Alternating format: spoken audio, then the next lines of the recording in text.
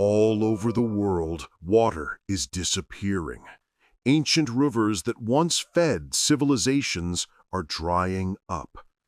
In this journey, we search for answers. Where is the water going, and who is paying the price? People across continents will tell us it's a billion-dollar business. They're stealing water from future generations. We will ask, are there ways out of the water crisis? Who profits from this exploitation? A single drop of knowledge might help save our rivers. The Nile Delta and exported water. In Egypt, the Nile has nurtured crops for 5,000 years. Farmers once relied on the annual flood. Today, they use diesel pumps and concrete canals. But this takes a huge toll on the river. In fact, only about 10% of fresh water is used for drinking in homes worldwide, 20% in industry, and a staggering 70% in agriculture. That means farming bears the main responsibility for our global water crisis. Global water use, 10% households, 20% industry, 70% agriculture. Irrigation. The government lined all canals to avoid waste, but researchers found a dark side. Without seepage, the groundwater is dropping and fields are turning saline. In short, the land is getting sick. Egypt is now the world's fifth largest exporter of potatoes, with multiple harvests each year. But farming needs a lot of water. Farmer Muhammad El-Kari warns, "We hear about water problems and droughts every day. We're struggling with irrigation and declining rainfall. It's very unsettling." Winter in Egypt means strawberry season, mainly for export. Farmers here ship 60 to 70% of their berries to Europe, where looks matter most. Without foreign markets, there is no growth. One farmer proudly says he doubled his planted land from 30 to 60 hectares. But more land means more water, even in the desert. This farm is still small by comparison. Big agribusinesses need vast water to grow large crops. In effect, Egypt exports its water. When a crop is exported, the water it consumed is exported too. This hidden flow of water is called a water footprint. For example, 1 kilogram of strawberries needs about 300 liters of water. 1 kilogram of potatoes in Egypt, up to 420 liters of water. When you eat a kilogram of Egyptian strawberries or potatoes, you're indirectly using those liters of Nile water. Europe and other buyers are literally drinking the Nile through their salad. In fact, some foreign companies now lease huge tracts of Egyptian desert to grow alfalfa and feed exclusively for export. Journalist Nada Arafat, one of the few reporting on these projects, warns they are stealing water from future generations. They take our most important resource and export it for profit. The water belongs to all Egyptians, she argues, not to overseas markets. There are no penalties for this. She says water has no value to the government. She fears that in a few decades, Egypt will face famine while its water has flown away. The Colorado River and the desert hayfields. The Colorado River, once thought exhaustible, now rarely reaches the sea. Much of its flow is diverted by dams, and by the time it reaches California's Imperial Valley, it is drained dry.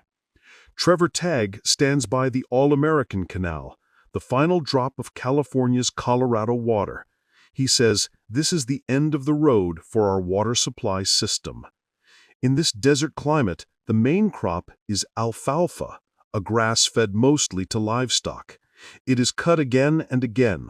Farmers here say up to 12 times a year. Tagg irrigates his fields much like the ancient Egyptians did. He opens gates and lets Colorado water flood the fields by gravity. But at 40 degrees, most of that water just evaporates.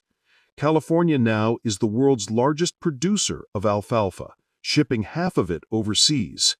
Much of it feeds the global beef and dairy industry, which itself is the largest water consumer in the state. On Tag's farm, there are 140,000 cattle. It takes roughly 1 liter of milk, about 1,000 liters of water. 1 kilogram of cheese, up to 5,000 liters of water. 1 kilogram of beef, up to 15,000 liters of water. All of this water ultimately comes from the Colorado River. A rancher argues that farming is the highest use of water, but environmental scientist Jennifer Stokovich disagrees. She points out that Americans have become willfully blind to the connection between their diets and shrinking rivers. She says people don't want to connect the water shortages to the foods that we're eating. Diets heavy in meat and dairy demand vast water at every meal. Across the border in Mexico, the last drop has devastating consequences. In the Cocopah community at the river's end, people like Leticia Galvez see the creek vanish to dry sand. She grew up swimming here. Now she mourns, they're taking our water to use it elsewhere because we're not as important as other people. With no flow, the fish are gone, and the river people's way of life is drying up. Here, the price of water for feed is paid in hunger and lost culture. Spain, Europe, and the thirst for feed. Europe's largest river, the Ebro, runs through a belt of farms growing forage crops in dry heat. Satellite-controlled sprinklers and lined canals promise efficiency. Yet, ironically, these improvements have allowed more farmland to be irrigated, so water use stayed the same or even grew. In 2023, the Ebro's reservoirs fell to their lowest levels in over 100 years. Spain leads Europe in alfalfa production. Huge export firms, even from the Middle East, operate here, turning Spanish grass into hay shipped to China, Japan, and Gulf countries. In one irrigation district, we asked an alfalfa lobbyist if this practice hurt the river. His answer? Delete that question. Clearly, some powerful players prefer not to know. In fact, more than half of Spain's irrigation water now grows animal feed, almost all of that destined for distant markets. When winter floods come, most of the water runs off and silts up the reservoir. Little reaches the soil. Experts warn that once farmers use more than 40% of a river's flow, the whole system collapses. Many of Spain's rivers are already past that point. Again, local communities downstream are left high and dry so that other regions and countries can buy their water embedded in imported meat and hay. India's water woes and wisdom. In India, the climate crisis threatens this system. 2/3 of the country's rivers begin in these peaks. With warming, scientists fear up to 80% of those glaciers could vanish by century end. Meanwhile, people on the plains are already feeling the stress. In Rajasthan's desert, villagers now dig wells hundreds of meters deep. A farmer shows an old bore well. 15 years ago, it hit water at 150 meters. Now it takes 350 meters of drilling to reach brackish water. Thousands of people survive only because tanker trucks bring drinking water from afar. Many towns watch sewage-filled canals or polluted creeks instead of clean streams. One Indian activist notes, "Chennai grew too fast. We lost our traditional water management skills."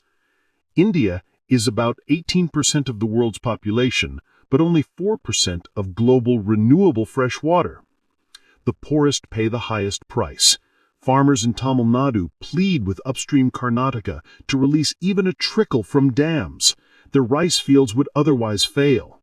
One farmer says, "If they don't let water through, there won't be enough for our crops. We are suffering. It's impossible to live from farming." Elsewhere, chemical-intensive green revolution crops yield more, but gulp up as much as 10 times more water than traditional varieties. When everyone demands that extra water, clashes are inevitable. Yet India also shows paths forward. Eco-farmer Vandana Shiva has championed indigenous seeds and organic farming. On her land, the soil is dark and alive. She reports that since 1994, the local water table has risen by over 20 meters. How? The fields act like a sponge. Earthworms and microbes create pores so rainwater can soak in. Villagers are rebuilding small earthen dams called johats to capture monsoon floods. Here, children splash in water, and women tend crops that flourish on the stored rain. She is also saving native crops, millets, pulses, ancient grains, in hundreds of seed banks. Many of these require far less water than modern hybrids. Replanting them offers a way to feed people without draining. Are there ways out? Water flows into the sea and rises again as rain, the Earth's great cycle. But climate change is now interrupting it. Glaciers retreat, heat waves speed evaporation, and extreme rains flood without recharging aquifers. The result is floods and droughts instead of steady rivers. Still, our journey showed solutions as well as crises. In France, 2-century-old dams on the Saloon River were demolished. Within weeks, wild salmon began swimming upstream again. River conservationist Roberto Epper says, "It was one of the high points of my life. The river restored itself." This proves nature can bounce back quickly when given the chance. In Egypt's western desert, we found another small success. At an oasis, a farmer showed us a simple greenhouse. A few fish ponds feed a lush vegetable garden. Water from the fish tank, rich in nutrients, irrigates the plants. The whole system runs on a single solar pump instead of flood irrigation. The farmer explains, "Before, we flooded date palms and lost most of our water. Now we breed fish and eat them. The water is enough for all." It's a small-scale solution with big potential. Who's profiting and who's paying? In each place we visited, a pattern emerged. Powerful industries and wealthy consumers profit by using local water. Meanwhile, farmers and fishers downstream pay the price. Big agribusinesses, often linked to foreign investors, make money on hay and meat that embody other people's water. Companies like Aldacra, tied to Gulf royalty, operate megafarms from the US to Spain to Egypt, siphoning water for alfalfa exports. Downstream and downstream, from tribal fishermen in Mexico to desert villagers in India, families lose their water for someone else's profit. In one Spanish town, farmers watch as wells empty for a wealthy exporter's olive trees. In rural India, mothers search for safe drinking water while industries dump waste upstream. A tribal leader sums it up: "The water is like the blood in our veins. If we give up fishing, our culture will die." So who is paying the greatest price? Those with the least power. Indigenous communities, small farmers, women, children, even unborn generations. They suffer the shortage and pollution so that food and feed can be shipped elsewhere. Where are the rivers disappearing to? They are flowing into our fields, our factories, and our bellies. They vanish in feedlots and greenhouses.